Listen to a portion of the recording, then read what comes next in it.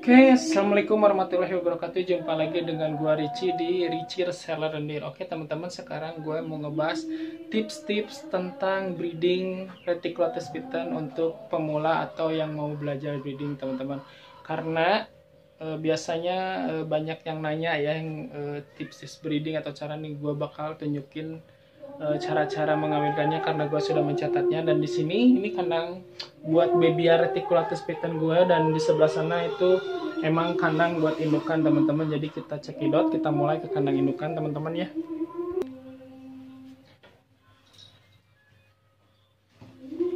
Oke teman-teman, gue udah mencatat semuanya.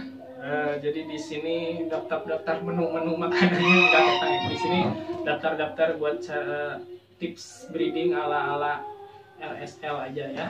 Oke teman-teman, mari kita mulai. Yang pertama, kita siapkan jantan yang birahi, yaitu ciri-cirinya dengan tanda si jantan itu meliuk-liukan badannya seperti yang di sini. Di sini itu contoh ya teman-teman, karena ini project buat kalian, jadi biar kalian tahu. Di sini saya kasih contoh sebagai prakteknya. Yang kedua, matang secara umur dan seks teman-teman. Reticulatus Bittern jantan biasanya matang umur tuh di usia 2 tahun atau sampai 3 tahun teman-teman. Nah, usahakan si jantan itu dikawinkan di usia 2 atau 3 tahun teman-teman. Nah, yang ketiga, pastikan Reticulatus Bittern Anda di rumah itu sepasang teman-teman. Karena kalau misalkan jantan sama jantan atau betina sama betina, oh my god, gak mungkin bisa kawin. Atau kalau misalkan jantan sama jantan, itu berbahaya sekali teman-teman.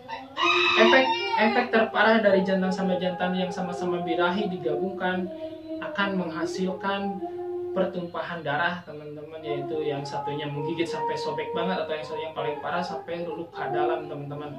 Nah, yang keempat, betina juga harus matang secara seksual atau secara umur teman-teman. Berat badan ideal, bukan berat badan, maksudnya panjang badan sama tubuh itu ideal, terus umurnya juga ideal.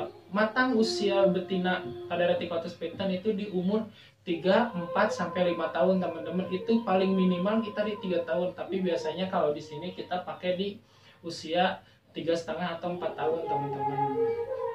Nah, yang kelima, kita harus siapkan kandang besar teman-teman, seperti kandang saya yang di belakang ini 102 meter, kedepannya 90 dan tingginya 50 teman-teman. Jadi rata-rata ini 3 tingkat 1,5 meter kali 2 meter kali 80 ke belakang teman-teman. Nah, yang keenam, pastikan tubuh betina itu harus ideal teman-teman, jangan kurus ya. Kasihan kalau misalkan dia udah matang umur 4 tahun, 5 tahun, mau berapa tahun juga, tapi si betinanya badannya kurus, kasihan teman-teman. Hasil telurnya juga bakal sedikit teman-teman. Kalian breeding juga kan pengen yang namanya hasil telur Anda maksimal, nggak mau ada yang slug banyak gitu kan. Biasanya terjadi slug itu karena si betina belum matang secara seksual atau asupan gizinya sedikit teman-teman. Nah, yang keenam itu, yang ketujuh itu, jadi ukuran bukan patokan ya teman-teman. Biasanya banyak yang nanya, Mas, umur di ukuran 4 meter udah bisa dikawinin ya? Karena kalau kita misalkan dipiara sama kita, dalam setahun aja ular bisa sampai ukuran 2 atau 3 meter teman-teman biasanya ya, karena dipus. Jadi kalau ukuran bukan patokan, sebenarnya ukuran juga bisa, cuman kalau umurnya matang. Jadi yang jadi patokan itu umur yang matang buat betina 3 tahun, buat jantan 2 tahun teman-teman. Nah, yang ke-8, ciri-ciri jantan birahi itu biasanya mengeliuk-liukan badan teman-teman, gini, terus mulai melikitik si betina. Nah, ini di belakang si jantan kayaknya iya, si betina si jantan udah mau ngelikitik teman-teman. Karena kemarin sempat disatuin, dia nggak mau teman-teman. Nah, si jantan udah mulai kritik-kritik, nanti gue kasih lihat. Nah, yang 9, betina. Kalau betina siap kawin itu si betina tidak membuang kotoran atau urin teman-teman. Sebaiknya kalau misalkan si betina membuang urin atau kotoran, sebaiknya kita pisah dari si jantannya teman-teman. Sebegitu aja, jadi sebenarnya simpel gitu. Nah, ini kita kasih lihat ya sekarang ya. Oke, di sini nih teman-teman.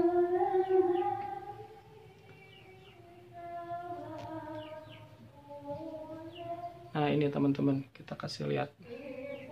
Nah, ini si jantan udah mulai ngelikitik teman-teman. Nah, ini tanda si jantan siap mulai mengawin. Nah, si betina juga tidak menggibas-gibaskan ekornya teman-teman. Nah, ini sebagai contoh buat kalian ya yang mau nyoba buat breeding. Nah, nyoba buat breeding. Kita di sini punya betina platinum, dan kita jantan di sini punya Lucy teman-teman. Nah, Lucy-nya umurnya udah 4 tahun mungkin 4 tahun, entah 3 tahun saya lupa, karena beli di usia ya, karena di saat jupe ya. Nah, mudah-mudahan ini ngelok ya teman-teman, sebagai acuan buat kalian. Jadi percuma kalau misalkan kita breeding, maksudnya percuma kita kalau misalkan miara sampai besar sampai gede tapi nggak dikawinkan teman-teman, kan rasanya sayang sekali ya.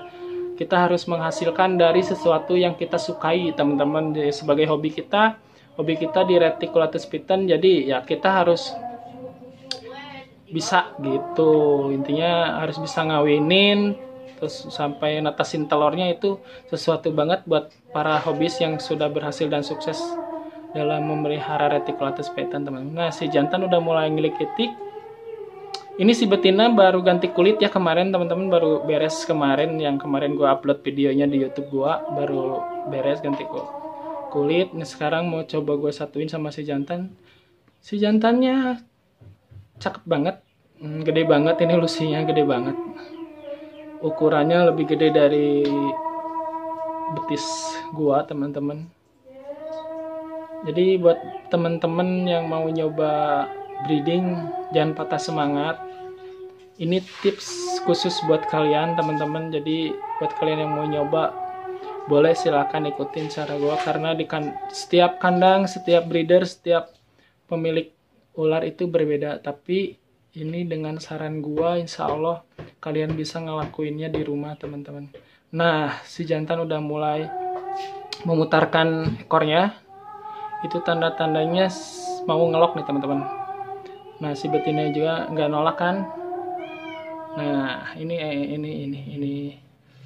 Nah, ini itunya bagian anusnya ya di sini ya si betina. Oke. Wah, keren banget teman-teman. Mudah-mudahan ngelok ya teman-teman, karena buat breeding itu nggak gampang teman-teman. Kadang kita berhasil breeding tapi kita nggak berhasil netasin telurnya. Kadang-kadang udah nelor